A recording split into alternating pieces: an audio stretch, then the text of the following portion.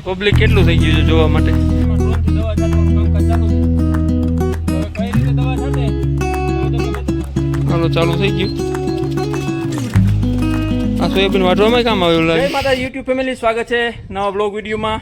કેમ છો બધા? મજામાં દોસ્તો? ફરી એક બ્લોગ ચાલુ કરી દીધો છે આપણે, અને આજે જવાનું છે આપણે વાડીએ, અને આજે ખાસ એક વિડીયો બનાવવાનો છે કેમ કે આપણા જે ખેતરના બાજુમાં સોયાબીનનું વાવેતર કરેલું છે. હા, આપણે વિડીયોમાં તમે આગળ જોયું હશે, તેમાં ડ્રોનથી દવા છાંટે છે, અને કઈ રીતે દવા છાંટે છે આપણે વાડીએ જઈને જોશું, અને કેટલા લીટરનો પંપ આવે છે અને કેટલું પેટ્રોલ જોઈએ બધું આપણે વિડીયોમાં જોશું. તો વિડીયોમાં બન્યા રહેજો. તો ફેમિલી, આપણે આવી ગયા છે વાડીએ, અને આપણી વાડી સામે છે, અને બાજુના ખેતરમાં જો 10 વીઘામાં સોયાબીનનું વાવેતર છે, એમાં ડ્રોનથી દવા છાંટવાનું કામકાજ ચાલુ છે.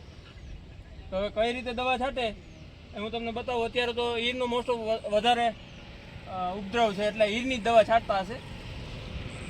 વધારે પડતું જો ઈરની ગેસ થાય છે એટલે ઈરની જ દવા હશે. અને આ કેટલા લીટરનો પંપ છે અને કઈ રીતે એનું છાંટવાનું બધી આખી પ્રોસેસ છે, આગળ આપણે વિડીયોમાં જોશું. તો વિડીયોમાં બન્યા રહેજો.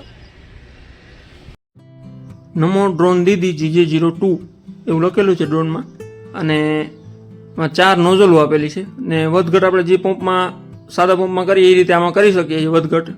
અને 4 નોઝલ છે, આગળ એક કેમેરો આપેલો છે જેનાથી ઓપરેટ થાય આપણે કઈ જગ્યાએ દવા છાંટવાના, અને આ 2 જગ્યા ઉપર નોઝલ નથી આપેલી. અને આ તમે જે સ્પેસ જોવો છો, જે ટેન્ક લેવલ છે એનું એપ્રોક્સ 15 લીટરનું હોય છે, અને એની ઉપર બેટરી આવે છે. બેટરી ઉપર આ બેટરી દ્વારા આ પંપ ચાલે છે, અને એ બેટરી ફૂલ હોય ત્યારે ઓછામાં ઓછી ટૂંકમાં 5 પંપ છટાય છે એવું કહે છે.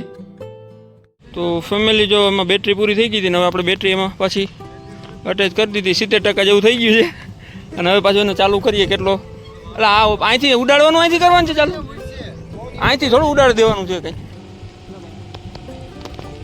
વરસાદ ભેગો જ છે, વરસાદ ચાલુ છે.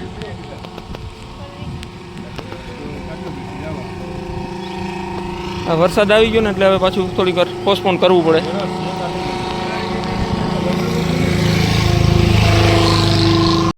વરસાદ બંધ થઈ ગયો છે, અને હવે પાછું આપણે રિસ્ટાર્ટ કરશું.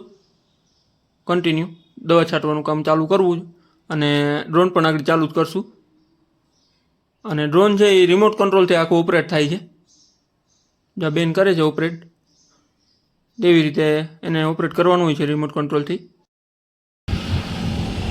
અને 15 લીટરની કેપેસિટી આવે છે પંપમાં, અને GPS સિસ્ટમ વાળો આવે છે. પહેલાં જે 10 વીઘાનું ખેતર હોય છે, 10 વીઘાના ખેતરમાં બોર્ડર બાંધીને જ્યાં પણ પંપ ખાલી થઈ જાય અને પછી ત્યાં જઈને ચાલુ થાય છે.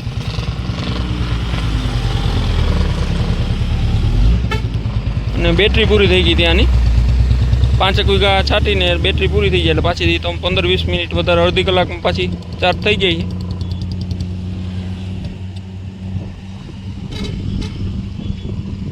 અને આ છે 10 વીઘાનું ખેતર, પછી 20 વીઘાનું. ઓપરેટર રેનીશભાઈ, એના હાથમાં ખાલી આ ડ્રોનનો રિમોટ પકડવાનો હોય છે.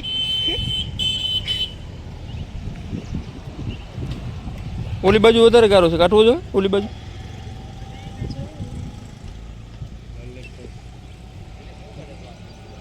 હાલો ચાલુ થઈ ગયું. આ સોયાબીન વાઢવામાં કામ આવે એવું લાગે. વાત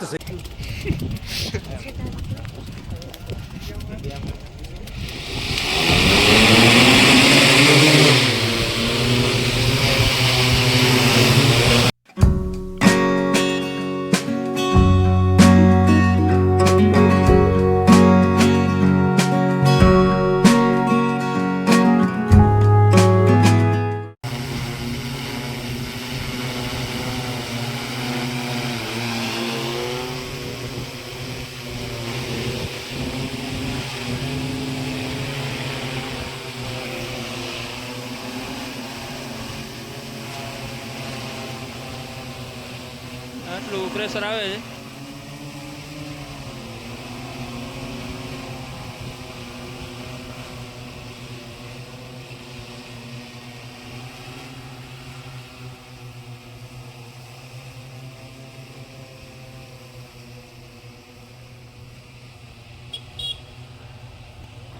તો આવી રીતે દવા છાંટવાનું કામકાજ ચાલુ થઈ ગયું છે, અને બહુ નીચે રાખીએ તો વધારે સોયાબીન ઢળે એવું છે, એટલા માટે થોડું ઊંચું રાખ્યું છે અને પ્રેશર પણ સારું આવે છે.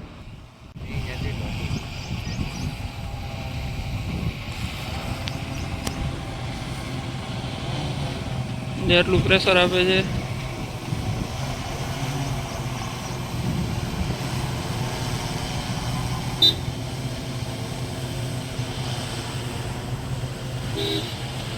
અને ફૂલી ઓટોમેટિક જ આવે છે. આમાં આખા 10 વીઘામાં પહેલાં બોર્ડર બાંધી અને એક બોર્ડર જ્યાં પૂરો થાય છે પંપ, પાછું ત્યાં જઈને તે ચાલુ થાય છે.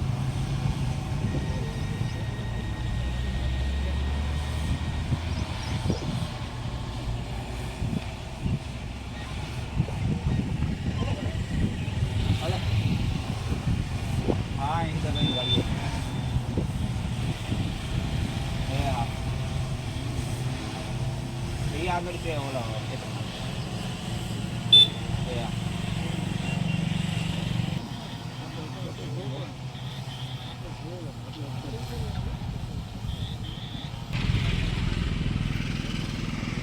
રિમોટ કંટ્રોલ ઉપર જ બધું આખું ઓપરેટ થાય છે અહીંથી.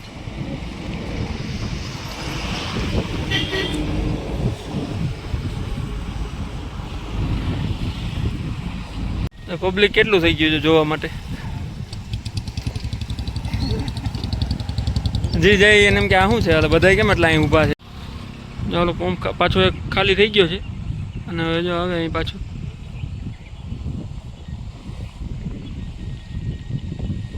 એક પંપમાં કેટલા વીઘા અંદાજે છટાઈ? 2.5 વીઘા છટાઈ જાય. એક પંપમાં અંદાજે 2.5 વીઘા છટાઈ જાય છે.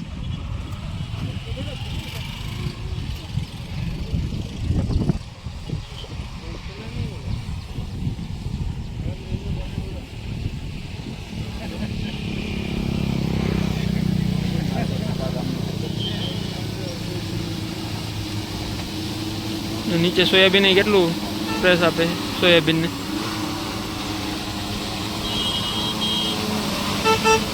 અને કેમેરા વાળું હોય છે, જ્યાં જાય અહીંયા દેખાય એવું નથી કે ડેમનો ડાયરેક્ટ આલો કરે.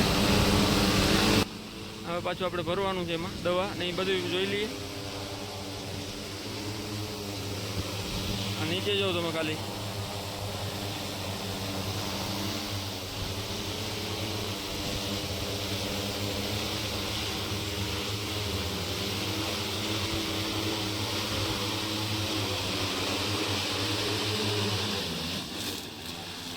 આ છે ડ્રોનનો આપણે રિમોટ કંટ્રોલ. અહીંથી આનો ઓપરેટ કરવાનો હોય છે ડ્રોનને. અને 2.5 વીઘામાં એક પંપ જોઈએ ડ્રોન ઉપર છાંટવામાં. અને હવે જો દવા છટાઈ ગઈ છે આજે. હવે કેમ કે મોડું થઈ ગયું, વરસાદ જેવું વાતાવરણ છે એટલે આજ છાંટવી નથી. હવે દવા પછી કાલ છાંટવાની થશે. પંપને પાછું ખોલી અને રાખી દઈએ. જે બેન છે એ બેન ઓપરેટ કરે છે ડ્રોનને. એનું ગામ છે સુંદરપુરા અને ત્યાંથી આવ્યા છે દવા છાંટવા, સ્પેશિયલ બોલાવ્યા છે. પબ્લિક પણ જાજુ આવી જાય છે જોવા માટે કે શું કરે છે, આટલા બધા માણસો અહીં કેમ ભેગા થયા છે. અને ડ્રોન છે એટલે કંઈક યુનિક છે, એટલે બધા ગાડી ઊભી રાખીને એકવાર જોઈને પછી જ જાય છે. હાલો, જો ડ્રોન પાછું વિખાઈ ગયું છે અને હવે એને કાલે પાછી છાંટવાની રહેશે. બેટરી આજે એક જ લઈ આવ્યા હતા, બેટરી 2 રાખે છે. એક બેટરી ચાર્જિંગ હોય, બીજું બેટરી સ્પેરમાં રાખવી પડે.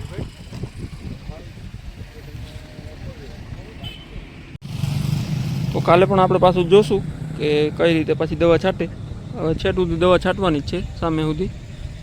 જો આપણું ખેતર છે એની બાજુમાં પણ સોયાબીનનું વાવેતર છે, ત્યાં પણ છાંટવાની થશે.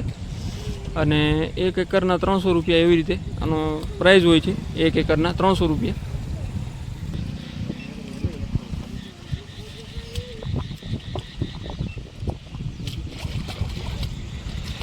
બરોબર લઈ લીધો છે આપણે અને હવે એને મૂકી દઈએ કાલે વાત પાછી દવા છાંટવાની.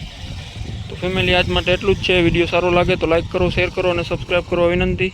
મળીએ એક નવા વ્લોગમાં, ત્યાં સુધી આવજો.